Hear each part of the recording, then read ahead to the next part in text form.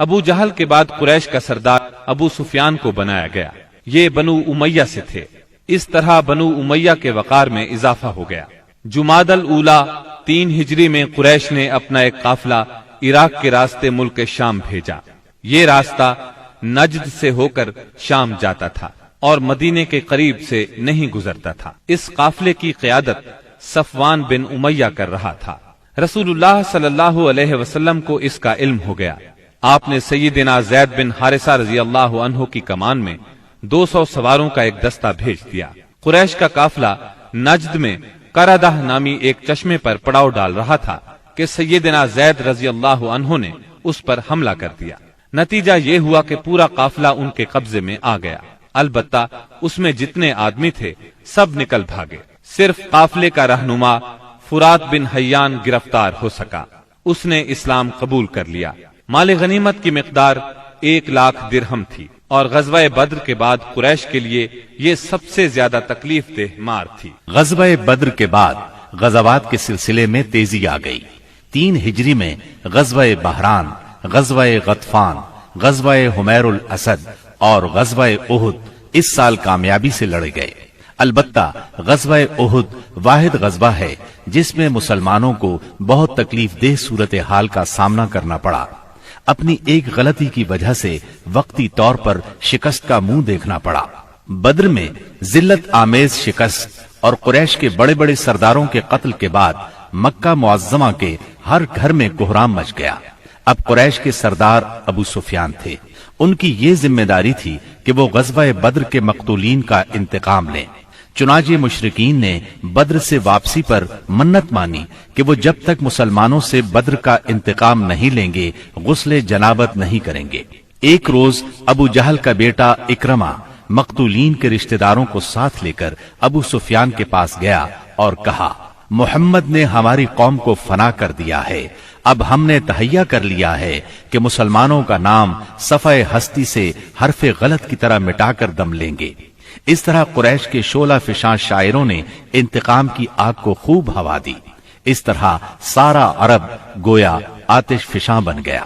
ادھر مسلمان بھی یہ بات اچھی طرح جانتے تھے کہ قریش مکہ اپنے 70 سرداروں کا انتقام ضرور لیں گے۔ چنانچہ مسلمان کفار مکہ کی سرگرمیوں سے باخبر رہنے کی پوری کوشش کر رہے تھے۔ شوال 3 ہجری میں رسول اللہ صلی اللہ علیہ وسلم کو اطلاع ملی کہ قریش کا لشکر مدینہ منورہ کی طرف بڑھ رہا ہے اور اس کی تعداد 3000 ہے۔ اس پر آپ نے صحابہ کرام رضی اللہ عنہم سے مشورہ کیا۔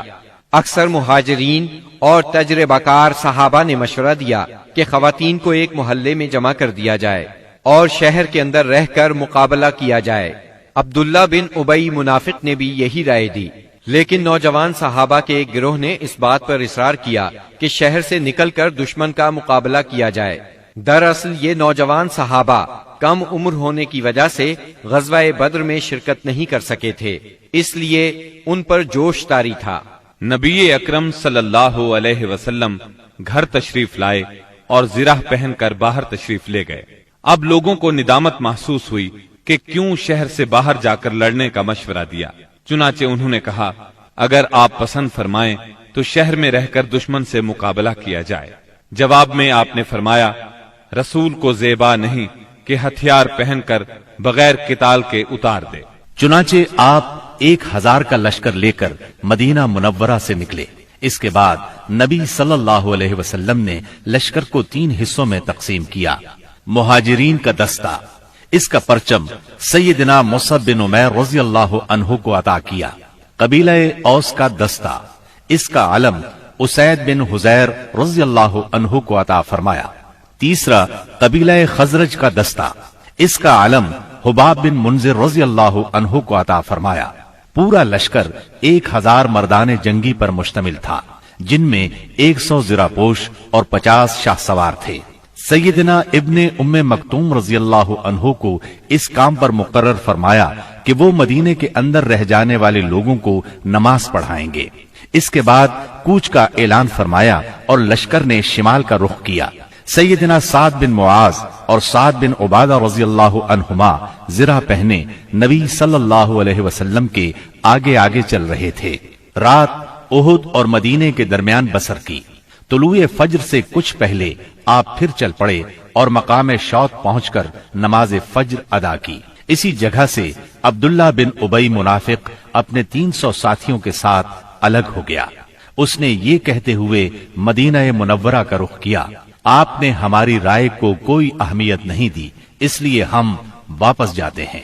اس بغاوت اور واپسی کے بعد رسول اللہ صلی اللہ علیہ وسلم نے باقی ماندہ لشکر کو لے کر، جس کی تعداد 700 تھی، دشمن کی طرف قدم بڑھایا۔ دشمن کا پڑاؤ آپ کے اور احد کے درمیان کئی سمت سے حائل تھا، اس لیے آپ نے دریافت کیا کہ کوئی آدمی ہے جو ہمیں دشمن کے پاس سے گزرے بغیر کسی قریبی راستے سے لے چلے۔ اس کے جواب میں ابو خیثمہ رضی اللہ عنہ نے عرض کیا، یا رسول اللہ، میں اس خدمت کے لیے حاضر ہوں۔ پھر انہوں نے ایک مختصر راستہ اختیار کیا۔ وہاں پہنچ کر نبی کریم صلی اللہ علیہ وسلم نے آگے بڑھ کر وادی کے آخری سرے پر واقع احد پہاڑ کی گھاٹی میں نزول فرمایا اور وہیں اپنے لشکر کا کیمپ لگوایا۔ سامنے مدینہ تھا اور پیچھے احد کا پہاڑ۔ اس طرح دشمن کا لشکر مسلمانوں اور مدینے کے درمیان حد فاصل بن گیا۔ یہاں پہنچ کر رسول اللہ صلی اللہ علیہ وسلم نے لشکر کی ترتیب و تنظیم قائم کی اور جنگی نقطۂ نظر سے اسے کئی صفوں میں تقسیم فرمایا۔ ان کی کمان سیدنا عبداللہ بن جبیر بن نعمان رضی اللہ عنہ کے سپرد کی اور انہیں وادی کنات کے جنوبی کنارے پر واقع ایک چھوٹی سی پہاڑی پر، جو اسلامی لشکر کے کیمپ سے کوئی 150 میٹر جنوب مشرق میں واقع ہے اور اب جبل رومات کے نام سے مشہور ہے، تعینات فرمایا اور انہیں ہدایات دیتے ہوئے فرمایا، اگر تم لوگ دیکھو کہ ہمیں پرندے اچک رہے ہیں تو بھی اپنی جگہ نہ چھوڑنا یہاں تک کہ میں بلا بھیجوں، اور اگر تم دیکھو کہ ہم نے قوم کو شکست دی ہے اور انہیں کچل دیا ہے تو بھی اپنی جگہ نہ چھوڑنا یہاں تک کہ میں بلا بھیجوں۔ باقی لشکر کی ترتیب یہ تھی، دائیں جانب والے لشکر پر سیدنا منذر بن عمرو مقرر تھے اور بائیں جانب والے لشکر پر زبیر بن عوام اور ان کا معاون سیدنا مقداد بن اسود کو بنایا گیا۔ سیدنا زبیر کو یہ مہم بھی سونپی گئی کہ وہ خالد بن ولید کے شاہ سواروں کی راہ روکے رکھیں۔ اس ترتیب کے علاوہ صف کے اگلے حصے میں ایسے ممتاز اور منتخب بہادر مسلمان رکھے گئے جن کی جانبازی و دلیری کا شہرہ تھا اور جنہیں ہزاروں کے برابر مانا جاتا تھا۔ یہ منصوبہ بڑی باریکی اور حکمت پر مبنی تھا، جس سے نبی کریم صلی اللہ علیہ وسلم کی فوجی قیادت کی عبقریت کا پتہ چلتا ہے اور ثابت ہوتا ہے کہ کوئی کمانڈر کیسا ہی بالیاقت کیوں نہ ہو، آپ سے زیادہ باریک اور باحکمت منصوبہ تیار نہیں کر سکتا۔ یہ تھی نبی کریم صلی اللہ علیہ وسلم کی لشکر کی ترتیب و تنظیم، جو 7 شوال 3 ہجری کی صبح عمل میں آئی۔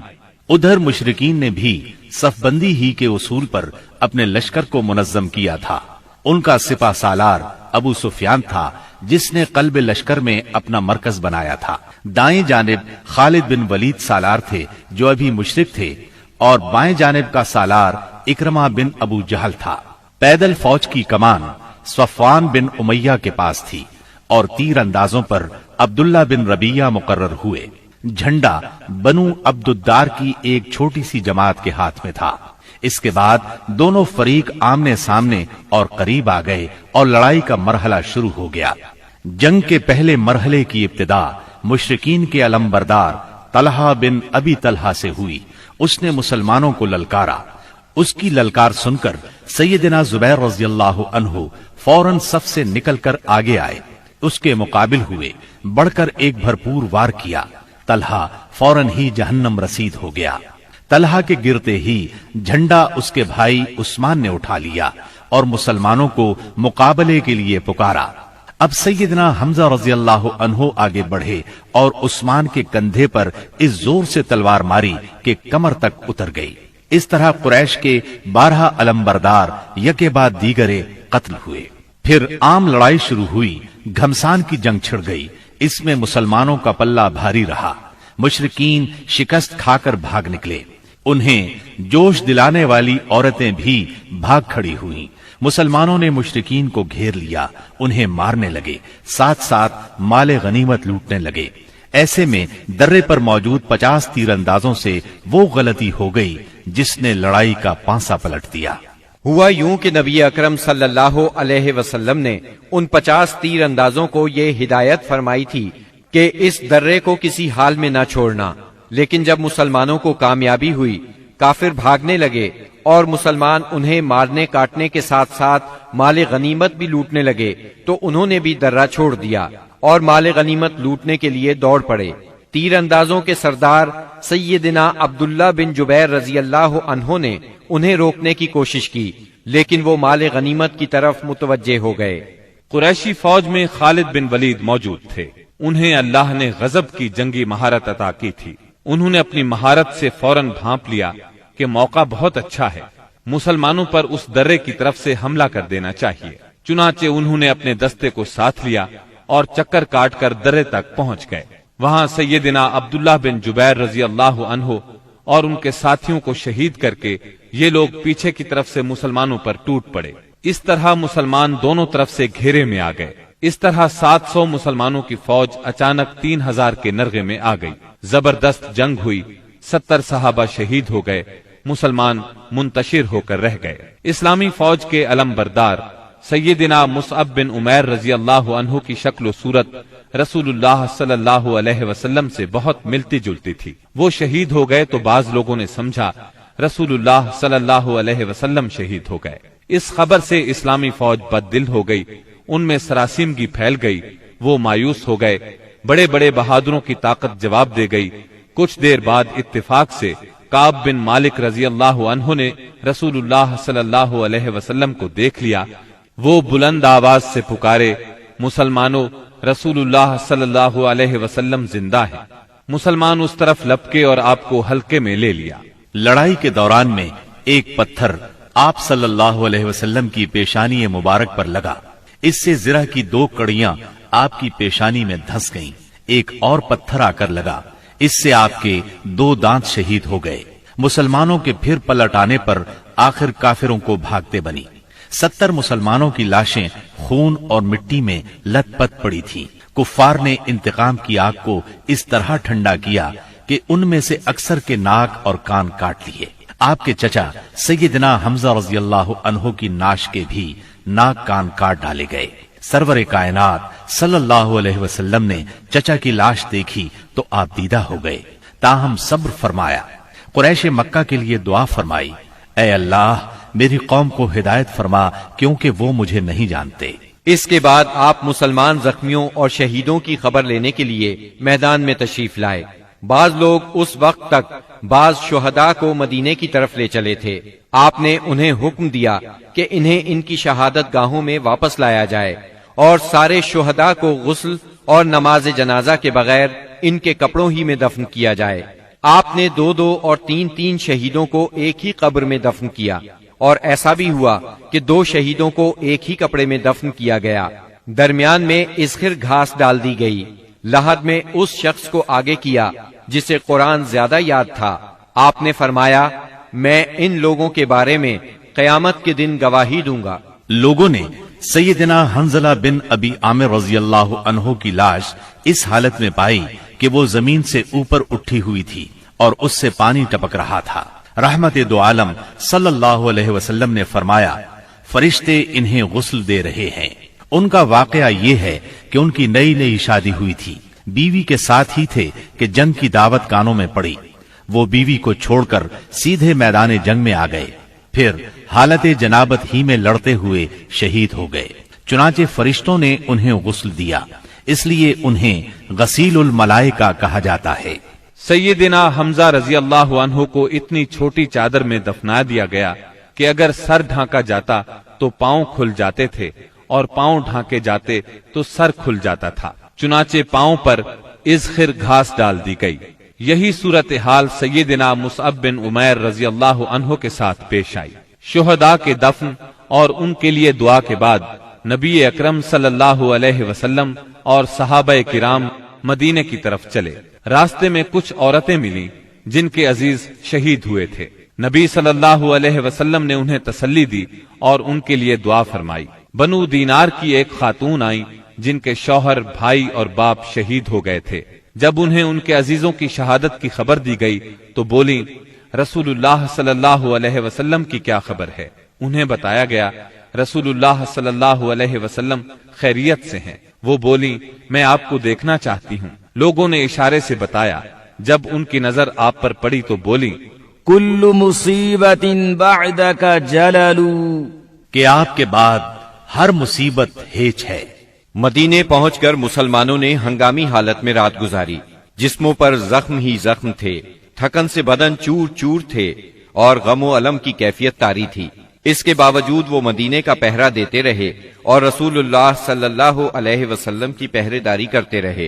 ادھر رسول اللہ صلی اللہ علیہ وسلم نے محسوس کیا کہ دشمن کی نقل و حرکت پر نظر رکھنا ضروری ہے تاکہ وہ مدینے کا رخ کریں تو ان سے کھلے میدان ہی میں دو دو ہاتھ کر لیے جائیں۔ چنانچہ صبح ہوئی تو آپ نے اعلان فرمایا دشمن سے مقابلے کے لیے چلنا ہے، اور صرف وہی آدمی جا سکتا ہے جو احد کی لڑائی میں شریک تھا۔ اس پر لوگوں نے کہا ہم نے بات سنی اور مانی۔ چنانچہ سب لوگ مدینہ منورہ سے روانہ ہوئے۔ آپ نے 8 میل دور ہمراء الاسد کے مقام پر پہنچ کر پڑاؤ ڈالا۔ ادھر مشرکین نے مدینہ منورہ سے 36 میل دور مقام روحا پر پڑاؤ ڈالا اور مدینے پر دوبارہ چڑھائی کرنے کا مشورہ شروع کر دیا۔ انہیں افسوس اس بات کا تھا کہ انہوں نے ایک بہترین موقع کھو دیا۔ ایسے میں معبد بن ابی معبد خزائی آپ کی خدمت میں حاضر ہوا۔ یہ آپ کے خیر خواہوں میں سے تھا۔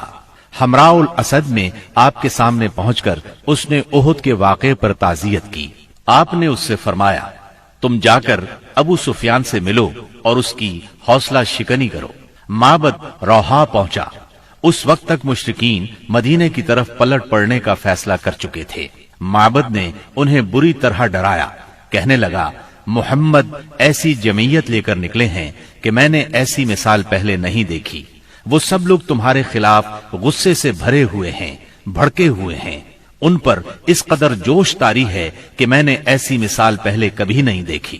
نیز میرا خیال ہے کہ تم کوچ کرنے سے پہلے پہلے اس لشکر کا ہراول دستہ اس ٹیلے کے پیچھے سے نمودار ہوتا ہوا دیکھ لو گے۔ اس کی باتیں سن کر مکی لشکر کے حوصلے پست ہو گئے، عزائم ڈھیلے پڑ گئے۔ چنانچہ ابو سفیان نے ایک قافلے کے ذریعے سے یہ پیغام بھیجا لوگ تمہارے خلاف ہیں، ان سے ڈرو۔ یہ پیغام انہوں نے اس لیے بھیجا کہ مسلمان ان کی طرف نہ آئیں۔ جہاں تک مسلمانوں کا تعلق ہے اس دھمکی کا ان پر کوئی اثر نہ ہوا۔ اس دھمکی نے ان کے ایمان کو اور بڑھا دیا۔ اللہ تعالی سورہ آل عمران کی آیت 173 میں فرماتے ہیں اس نے ان کے ایمان کو اور بڑھا دیا اور انہوں نے کہا اللہ ہمارے لیے کافی ہے اور وہ بہترین کارساز ہے۔ چنانچہ وہ اللہ کی نعمت اور فضل کے ساتھ پلٹے، انہیں کسی برائی نے نہ چھوا اور انہوں نے اللہ کی رضامندی کی پیروی کی اور اللہ بڑے فضل والا ہے۔